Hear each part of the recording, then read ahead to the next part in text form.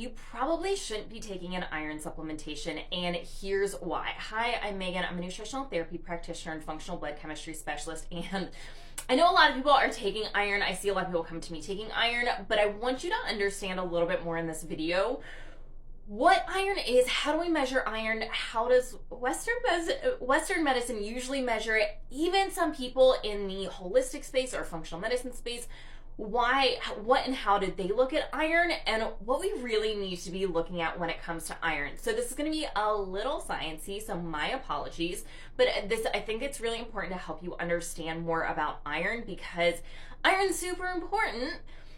But there's a lot of pieces that go into, should we be taking iron? Do we have enough iron? Is our body absorbing iron? And if not, why?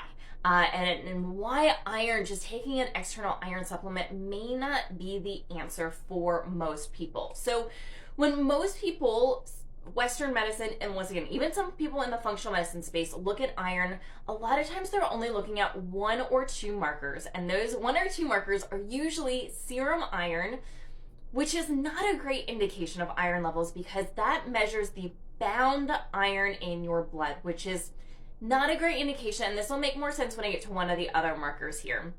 The next one is ferritin. Ferritin is not a great marker by itself for iron. And this is just really an indication of the body's ability to store iron, which, cool, but we need to know more. And I just... and this one hits home to me because this happened to me personally. One of my functional medicine practitioners put me on iron long term because they only looked at my ferritin levels, and I ended up with severe iron oversaturation, which has a lot of the same symptoms as low iron because they only looked at my ferritin levels. And I see this a lot in the functional medicine space. Two of the best markers, but once again, these aren't even great by themselves, to look at real iron, iron levels in the body is TIBC, which is total iron binding capacity. And this marker really looks at how much more iron does the body want or need, or how much does it not want or need. And that's what this marker is really measuring, which is great because even if we have high iron, what if our body's not properly absorbing it and our body needs more?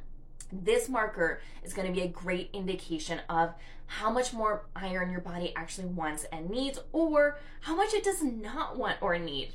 The other one is iron saturation. Now, this is actually one of the best markers, and this is the huge difference between serum iron and iron saturation. So once again, serum iron is bound iron in the body, not absorbed iron in the body. Iron saturation really looks at how much iron is actually being absorbed in the places that absorb iron in our body, which makes way more sense that would be a really, really good marker. So if we're only going to look at two markers, which you should not only look at two markers, these would be the two. How much more iron does your body want, and how much is it actually getting into and absorbing into the places where our iron is actually absorbed? Now, lots of other things can impact iron. One of the biggest ones is other nutrient deficiencies.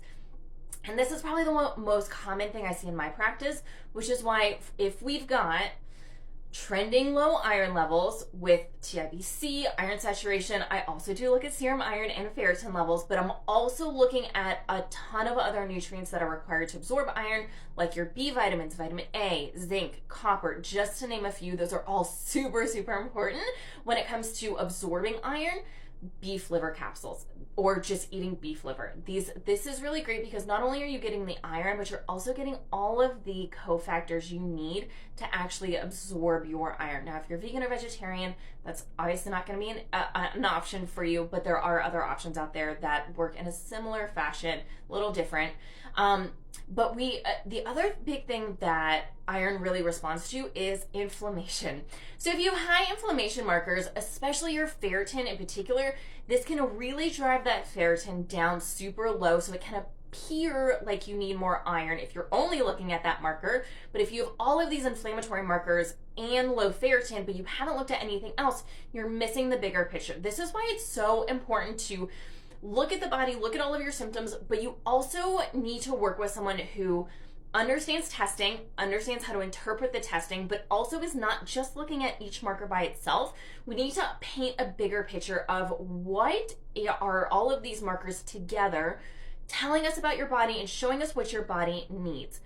If you need help and support with this, I offer free calls where I will go over blood work you've already had run and give you deeper insight into what is going on with your body and why you are feeling the way you are. I have never once gotten on a call with someone, even with normal blood work, and said, nope, you're actually fine. There's nothing that I see in your blood work that would indicate some sort of dysfunction in the body. So book your free call with me if you want additional insight into what's actually going on with your body and how do we need to support it so you can actually heal and feel good again. There's a link in my bio to book that call.